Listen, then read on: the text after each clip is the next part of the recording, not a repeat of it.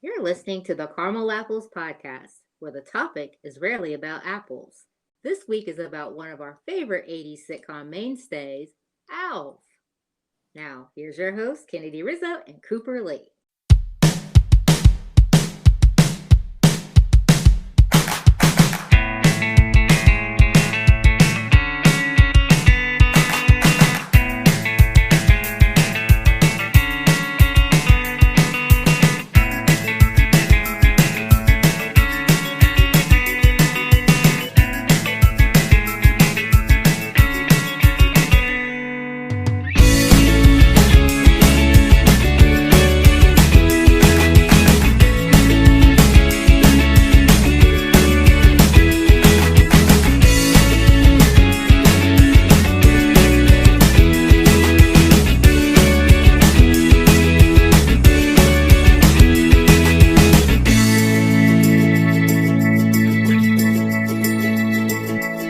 Coop, we have yet another interesting Orchard Trek retro to embark on this week.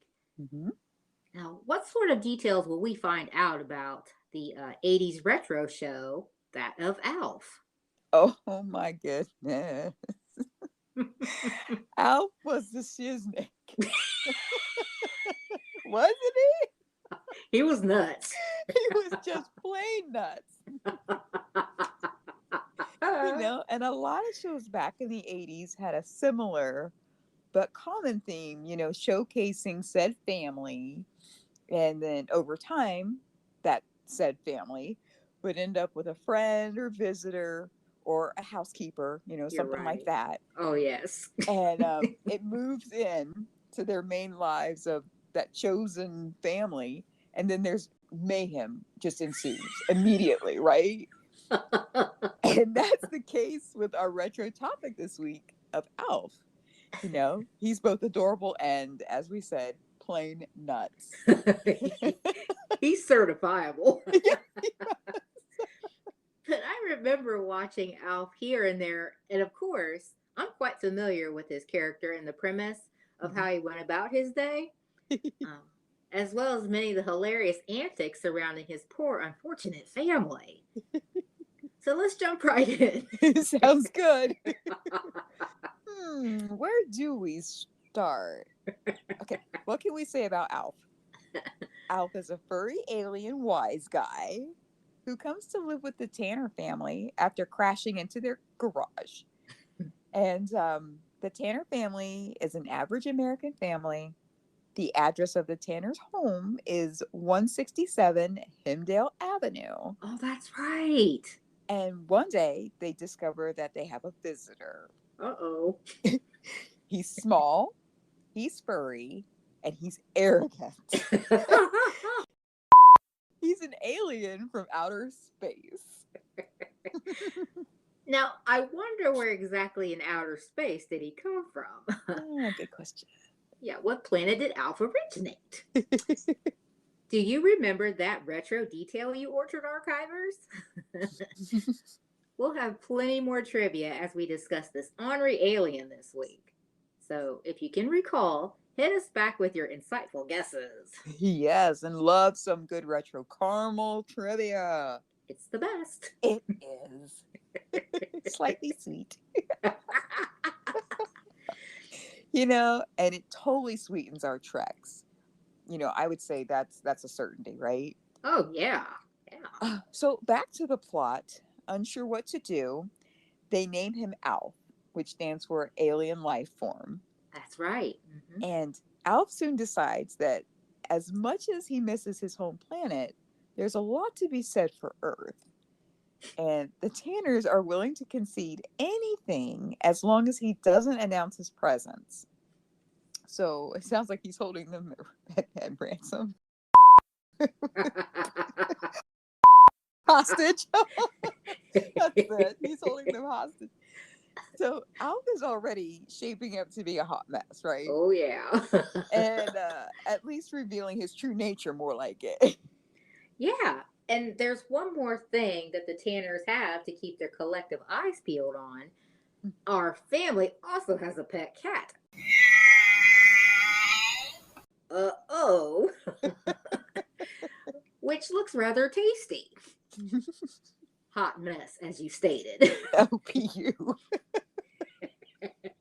I almost forgot that Alf likes cats. Yeah. But not to snuggle or pet. He was in hot pursuit to eat it. So bad. He heard the dinner bell when he heard the little Tinkerbell of a cat. So bad. So Alf wanted to make a meal out of it, right? And now we can hear in our mind's eye right now the sound of Alf's voice. So fun fact, did you know that Alf was voiced by 2 different voice talents? Yeah. First we have his voice from Mihaly Michu-Mazarios.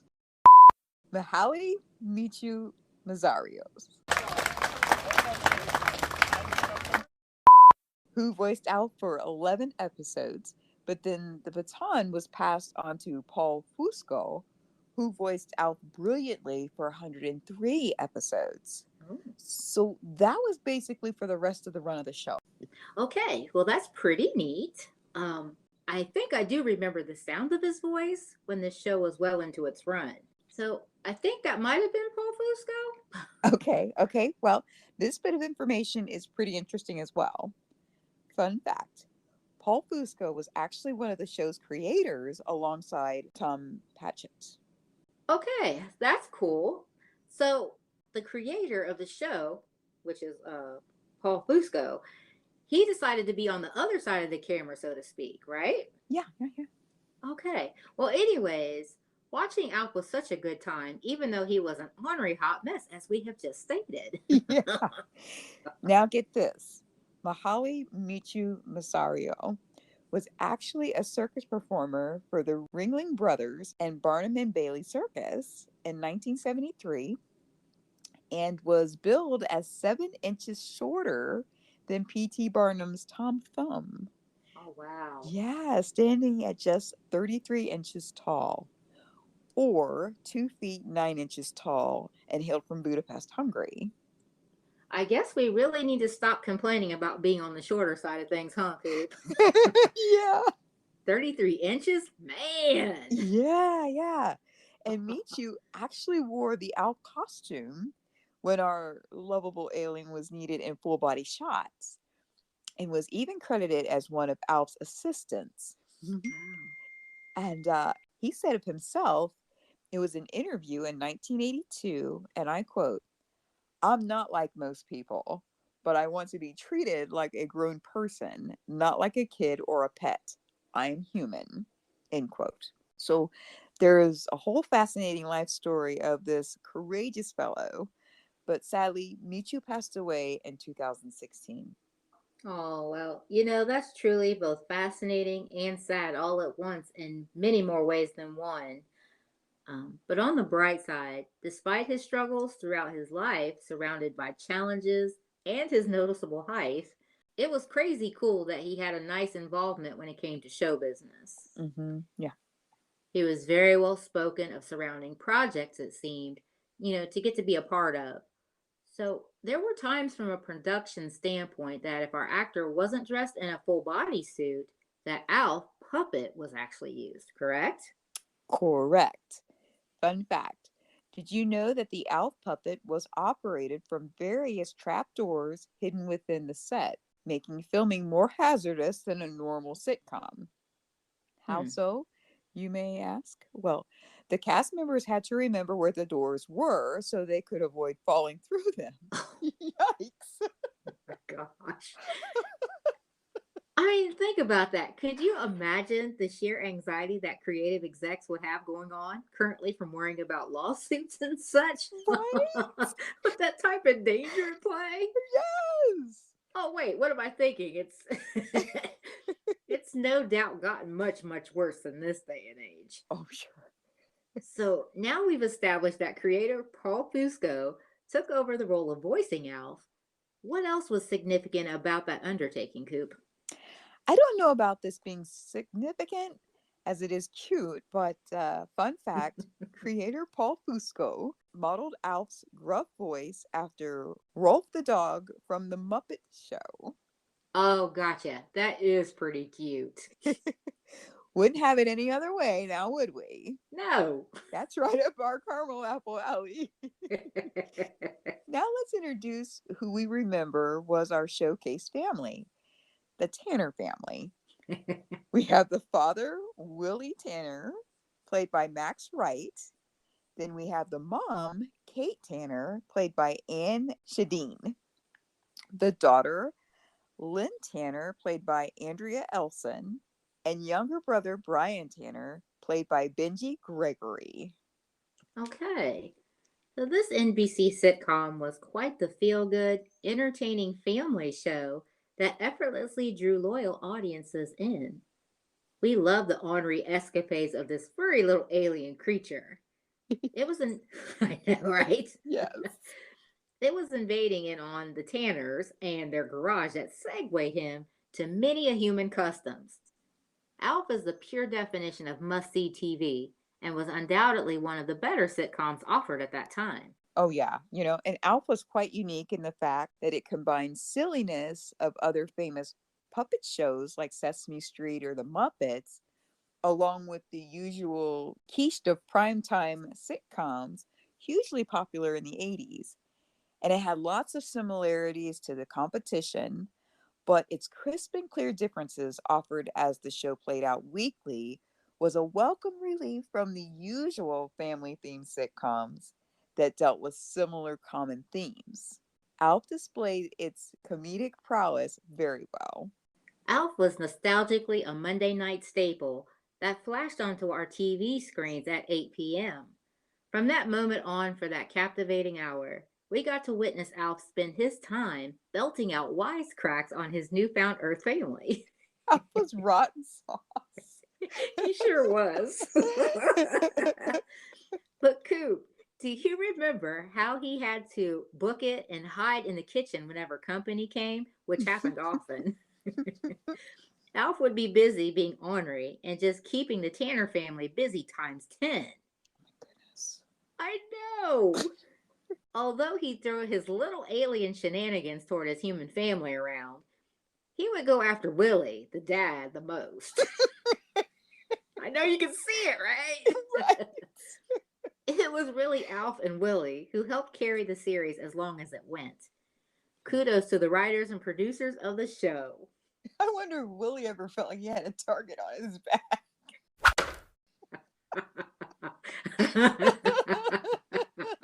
Alf's like, you are my person. He was. Oh my goodness. I feel sorry for him. Totally. And Alf is being protected from the fictional alien task force.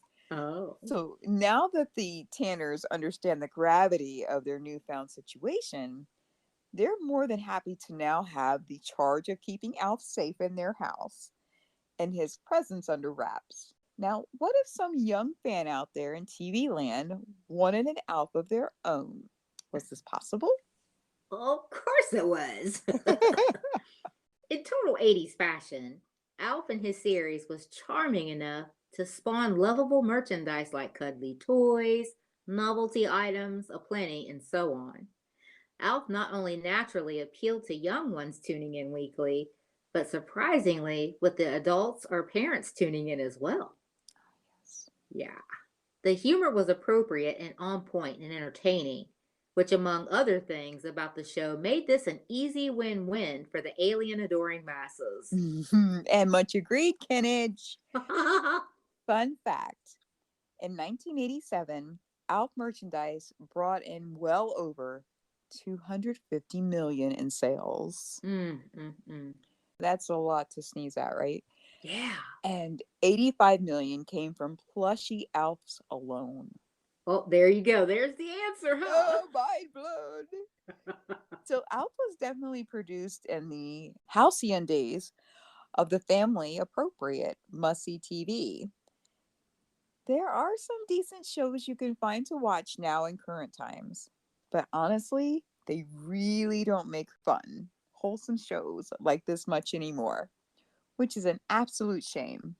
Alf is so nostalgic. Yes. The series was full of fresh, entertaining jokes, puns, and light sarcasm. Especially coming from Alf. Especially is correct.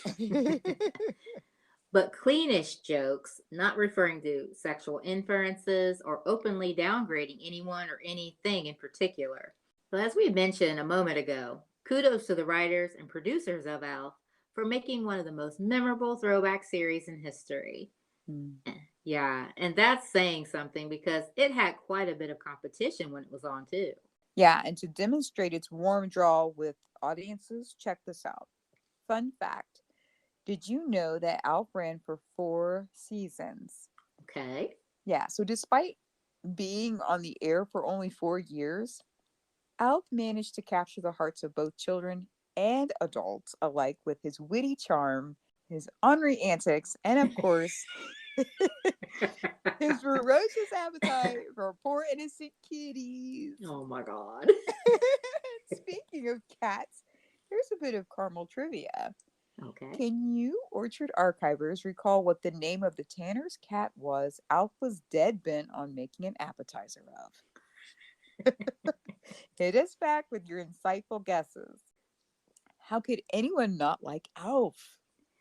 It's funny because when you think of episodes of the show, watching the frustration and back and forth banter between Alf and Willie was simply pure entertainment fodder. To be completely honest, though, there were a few flops as far as an episode or two being a bit underwhelming.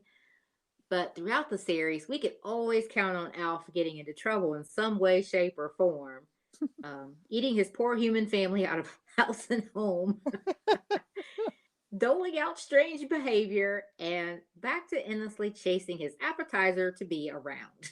Oh my goodness. How far away was his home planet again? First class ticket, huh? They'll have to rename him COVID. He's still there. Oh, you mean the planet Malmac? But no, this blue Earth rock is pretty nice, and he wants to stay. Ooh, get away, Alf. Now we're all running scared. We'll head to Malmac, and he wants to stay here. Ooh, him and his little beady dots. Oh my god, he was a mess.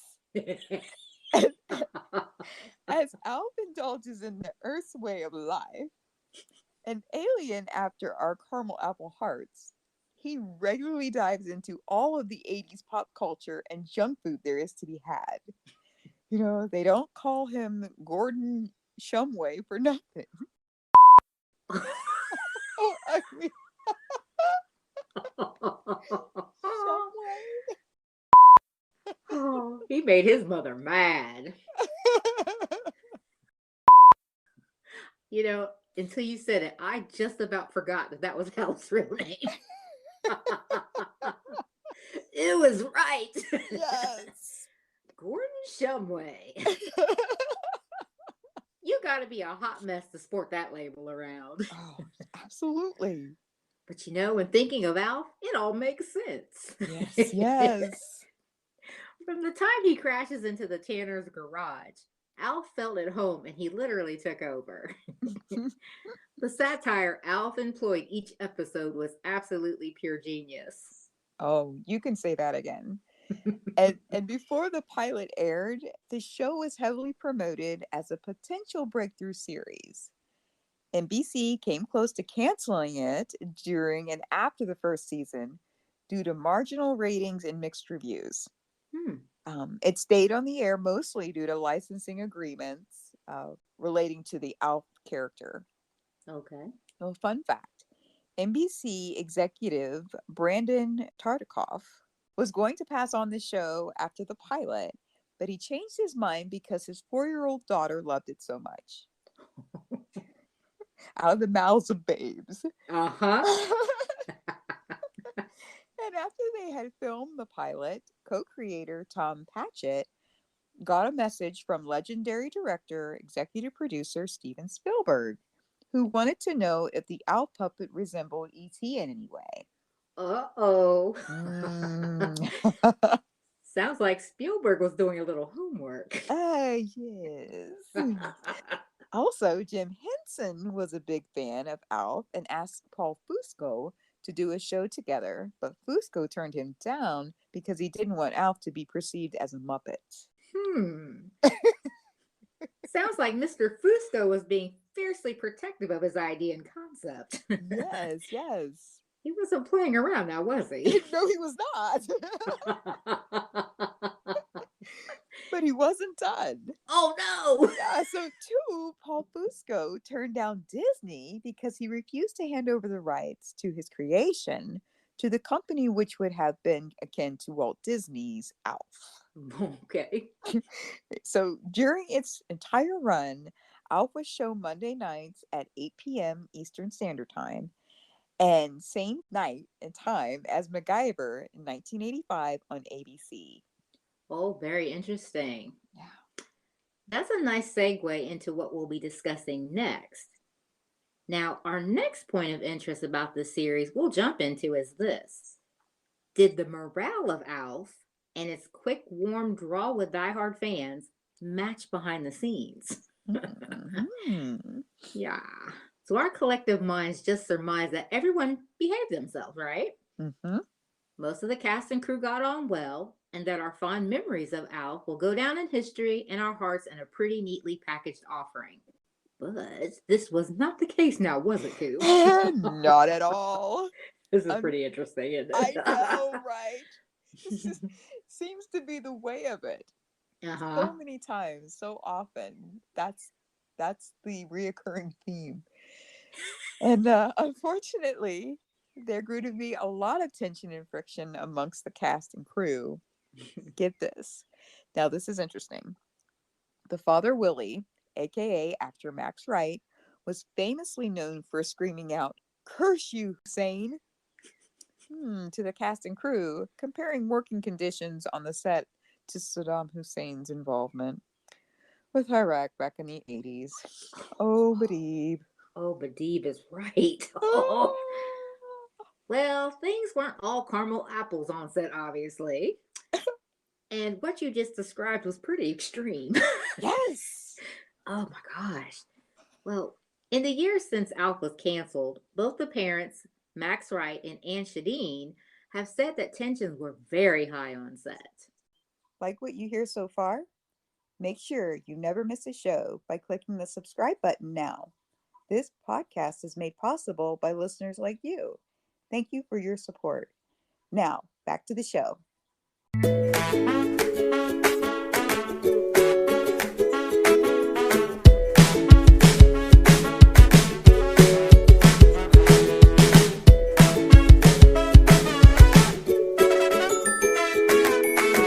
What were some of the reasons listed for their dissatisfaction?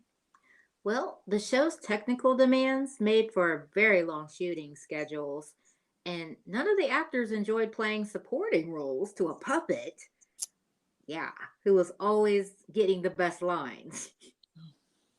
Fun fact. Reportedly, during the 4th season, tensions on the set were so high that Max Wright attacked the ALF puppet and screamed, "Put us on all sticks. We're all puppets."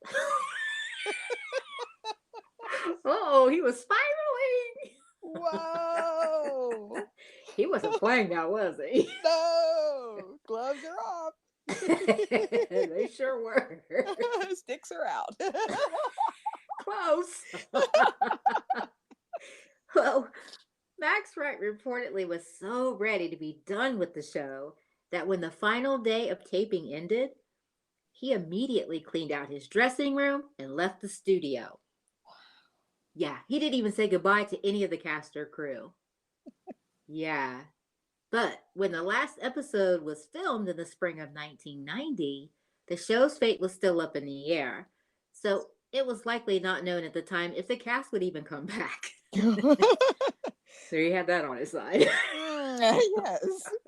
Which just brings up a humorous thought just now about what you just shared. Okay.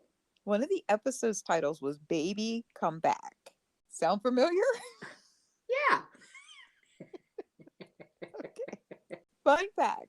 Did you realize that the name of every episode of the ALF series was also the name of the famous song? Oh. Yeah, each song was relevant to this particular episode plot. And other titles like Wanted, Dead or Alive, Hooked on a Feeling, Hungry Like a Wolf, the one we just mentioned, Baby Come Back, and many, many more. Pretty neat, huh? That is really cool, Coop. Wow. Yeah. That just kind of nicely woven into the whole retro 80s feel of things. Yeah, totally. That's awesome. Well, there really was so much more creativity and imagination baked within, so many of the creative endeavors back then, which is what drew us to these fun, crazy, memorable offerings. But Max Wright later said that while he disliked working on the show, he actually got satisfaction from fan letters sharing how much joy and happiness the show had brought them. Yeah, so this professionalism, while it had out, was no doubt why Alf worked and was organically enjoyed by a vast audience. Thank goodness for that professionalism, right? Word. Yeah, because I mean, you watch any given episode and you never would have seen the tension like that, I know. Yeah, yeah. you know. And at the time, Alf was one of the most expensive 30-minute sitcoms to produce due to all the technical elements required and long taping schedules. And to help recoup cost, NBC licensed the character to toys, breakfast cereal, and an animated TV series. Very 80s. Yes. Connected to this thought, I have a couple of fun facts to share. Fun fact number one: in 1987 and 88, Topps issued a series of trading cards based on the show. Each pack included randomly inserted were Boya baseball cards. Boya baseball was a popular sport on Alf's home planet. It was like baseball, of course, which a rotten fish thrown instead of a ball. Ew, And ow. the cards depicted some of the game's great and not so great players. Oh, Alf again. Oh, he's a hot mess. Yes, facts. Fun fact number two: in true form, we have arrived in total tubular 80s form as Alf's animated spin-off series was launched in September of 87. It was a prequel following Alf's life on Malmac. The cartoon ran for 2 seasons. Not bad for a character that is left handed and has 8 stomachs. Nice going, Mr. Gordon Shumway. Now that you reminded me of his name. Oh my god. So, what are some closing thoughts do you have, Coop, before we end our Orchard Trek Retro on Alf this week? Well, just how far reaching was the diehard love for Alf? Fun fact: the show was an instant hit in Germany, which was unfortunate for the German city of Alf, located on the Moselle River. The city limits sign featured the city's name were stolen so many times that the city council decided to produce a huge number of signs for sale. Oh, oh boy, them silly humans. Oh boy. Oh, high proof of some international love right there, I guess. Very cool. Anything else you want to share? Yes, I do now that you mention it. Remember how earlier we spoke of how Alf was a hit due to its mass appeal and being a family-friendly sitcom? Mm-hmm. Well, that wasn't always the case in the beginning stages. There were a few things that creative execs had to do hard shift on. One of those touchy things was this. Fun fact: did you know that Alf consumed alcohol in early episodes? What? What? Yeah, No that way. stopped. I know. That stopped when NBC demanded that the program be more family friendly. Also, the writers tried to push the envelope on what types of jokes and scenarios the program could get away with. Oops. Could that have come from Mr. Paul Fusco's being an eager beaver again, perhaps? Make it great. Just do it. Yes. We'll take no for an answer. Uh-huh. And NBC pushed back and insisted on more family friendly scripts, when they realized the show was attracting many younger viewers. Well, thank goodness for that too. Or we have had entirely different recollections of one of our favorite 80s sitcoms. Things really were considered much more wholesome in nature back then, which pleased our strict mama. Oh, yes. According to Paul Fusco, NBC canceled the show shortly after a 1990 policy change that allowed the network to own the copyright to shows airing on the network. Fusco refused to transfer ownership of the show, so NBC replaced it with The Fresh Prince of Bel-Air in 1990. Ah, yet another hot retro favorite of many. Yes, indeed. But as the popular saying goes, all good things come to an end. Yeah, which probably needed to happen. After things were starting to get garbled for the later seasons of ALF, a lot of proverbial question marks formed over the show, which then ended in an underwhelming way. That didn't stop the producers from trying their hand at a TV movie of ALF in 1996 entitled Project ALF. There's one out of the box for you. Revealing that the alien task force captured ALF in another feature film offering entitled ALF, Consider Me Gone, in 1990. Okay. The federal witness protection moved the Tanner family to, I think, somewhere in Russia, maybe? Oh, interesting.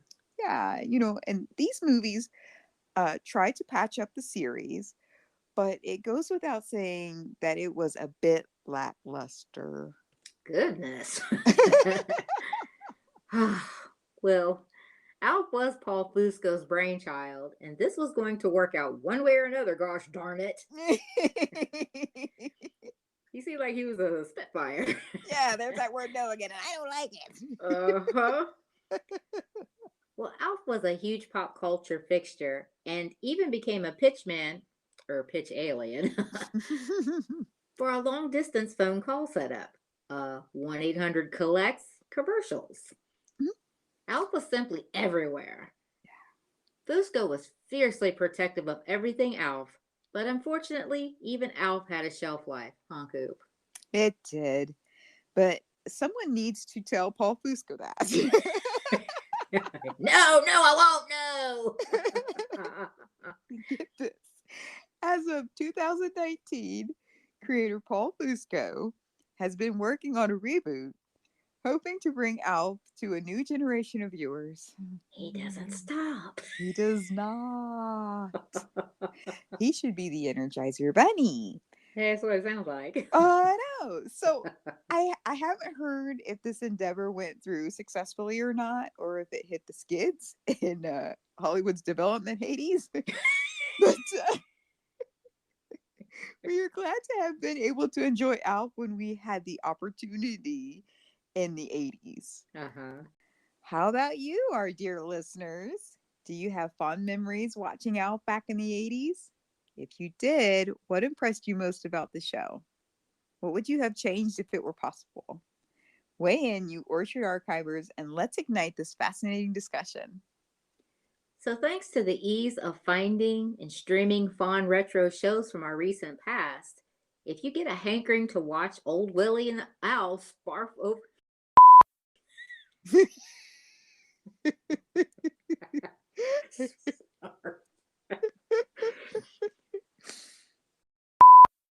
spar over mindless comedic wisecracks and nonsense. Oh my, their nuanced dynamic and delivery of quick-witted dialogue, movements, and on-point facial expressions are still fresh and funny. They sure are. Then look no further than indulging in a binge-worthy offering of one of our favorite sitcoms of the 80s. Alf easily, single-handedly grabbed the heart of a nation in pure retro fashion, and still quite the cuddly cultural icon down to this day. And that's it for this week's episode. To make sure that you never miss out on another second of our Carmelicious podcast, meet up with us on Apple Podcasts, Spotify, Google Play, or wherever you get your podcast fix. Bye for now, and thanks so much for listening.